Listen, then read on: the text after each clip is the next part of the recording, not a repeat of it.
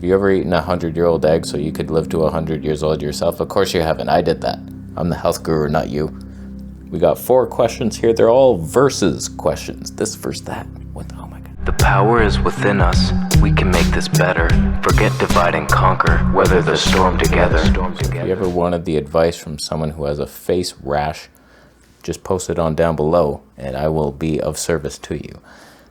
Dude, just found your channel. Love the humor. Haha. I just completed a 30-day no sugar and 0 dairy. Did a 2-day water fast. And now I'm doing juice only fast. I was wondering what's the main difference between fruit only juice fast and a vegetable only juice fast. One, you're afraid of sugar and you think, I'm not gonna age myself with sugar glycation, and so I'm gonna go low carb but only vegetables and wither away and die because there's no calories. So that's the main difference. Don't be afraid of I've seen a couple old looking fruitarians. There's a couple, but they're still healthy, and you don't have to be only fruit. And the juice thing you're doing is just gonna ruin your microbiome anyway, so abort all these missions. Fruit gives you the energy. It's super high spunk vibes. You do some watermelon juice, you're going. You do a green juice, you'll feel good for a bit. Wow, that was good. No sugar spike. Sodium, minerals, yeah. And then, oh, where's my energy? Uh-oh. Unless you're on the breatharian path and you're reducing your calories till you're like at 300 a day, and then you're like, look, I'm still building muscle. If that's your path, then cool. You can do whatever you want, like just coffee all day long. Like, have fun with that life. Juice is stupid. Eat the real food and you'll feel better. Smoothies are good. I've been having those. It's just blended whole foods. Juices, it's fun at times. The green juices, like, it's a lot of chewing if you're gonna eat real greens, which might tell you that, oh, we're not really meant for them. They're not great on their own, but most people feel better with them in their diet. So the juice is a weird fringe thing you're doing right now, and it's fun to cleanse, but eventually bring yourself to eating real food. And whether or not fruit ages us, I don't think it does. Most people look pretty damn young that have been doing it for a long time.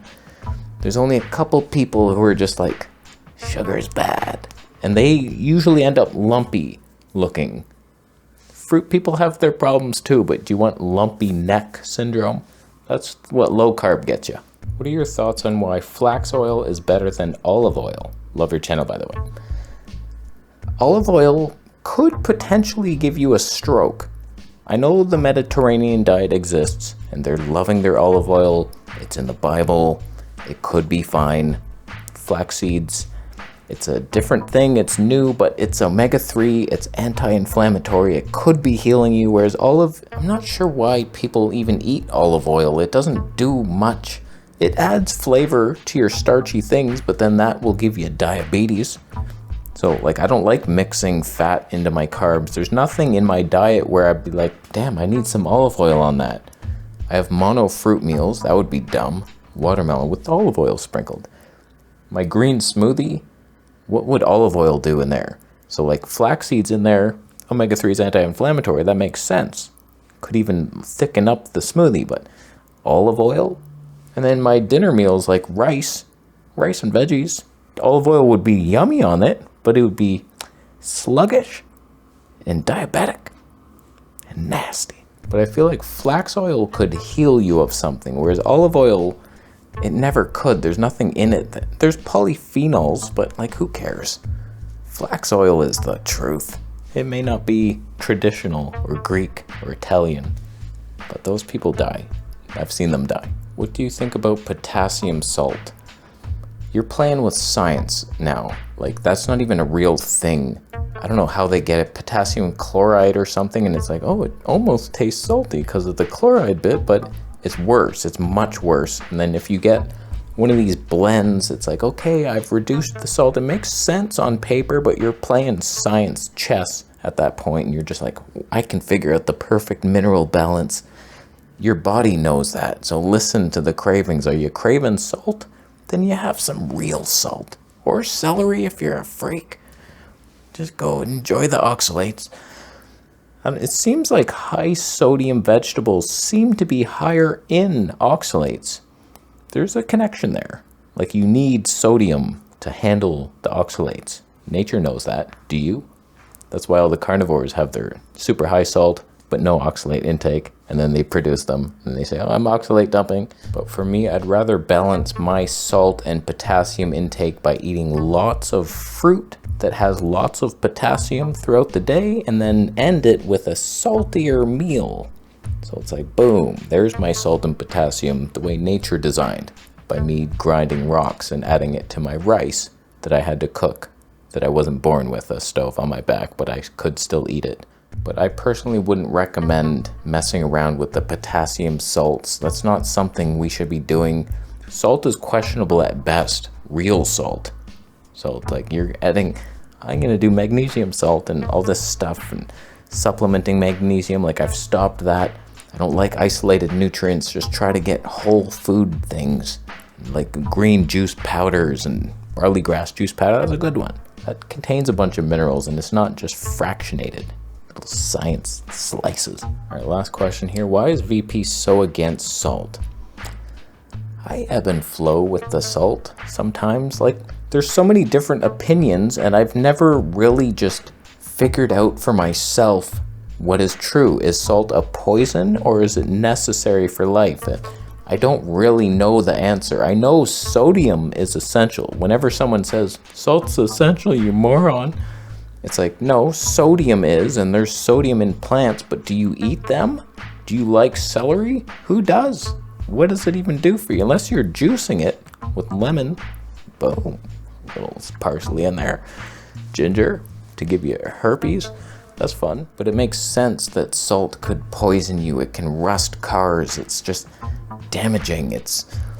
But it's tasty, isn't it? And it's fun. And they say it's an inorganic mineral, so we can't absorb it, but we can. It's just harder. I don't know who to really believe. Like, I err on the side of salt is poison and addictive. Let's not even talk about the addiction of it, where you're just like trying to salt everything. It's so yummy and you're looking forward to your salt meal. It's like fun times, but there's the other side that's like, we need it. And there's books on like the salt fix and salt healed me and I was tired. And if you're low sodium, you're going to be low energy and your adrenals are shit. So it's like, if you're weak adrenaled, the salt helps you. It's like, boom. It doesn't fix your issue, but it makes you feel better and it's tasty and fun.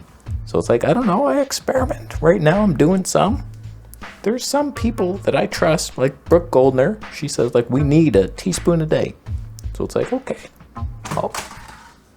I'll try it. And it's fun. I'm just trying to pay attention to the signs. Is my skin worse eating salt? Because I've had experiments where I removed salt and my skin cleared up. And right now my skin's, it's okay, but it's not perfect. And is salt making it worse? So that's on my mind. And also the puffy eyes. I hate that look. I try to not show emotion so I don't ever have that look. But like, I hate seeing eye bags. And so there's some things I don't want to consume that contribute to those. Coffee, salt, meat, keto, anything. So it's like you see that a lot on the keto people. Usually long-term vegans don't have that. It also very much matters the lighting. I've tried to figure out that. How do you just hide the bags in your eyes? I know if you have underneath lighting, you have this thing up under here, then it's like, I'm 21 years old. So it's like lighting matters big time, but usually I see keto eyes in people who are coffee drinkers, salt eaters, meat freaks. So there's lots of good guru healers who are saying salt is poison, don't eat it. It'll just take a little time to adapt, and then boom, you're off salt and everything's fine. Then your taste buds return to normal and then real food tastes like it should. There's those people, and then there's others like us that are addicted now, and we feel better on it, but do we really? I doubt it. But it could be beneficial or detrimental. None of us know. So it's just one of those things. And maybe it's not so black and white where it's either poison or good. It's like a little bit's kind of good sometimes, and don't cross the line. I don't know. Don't know the answer, but I go back and forth. Salt is poison. I kind of need it. I don't know. I'm guessing literally every second. My brain flips a switch back and forth. Yep, salt. No. I don't know what I'm doing, but doesn't mean you shouldn't thumb up the video.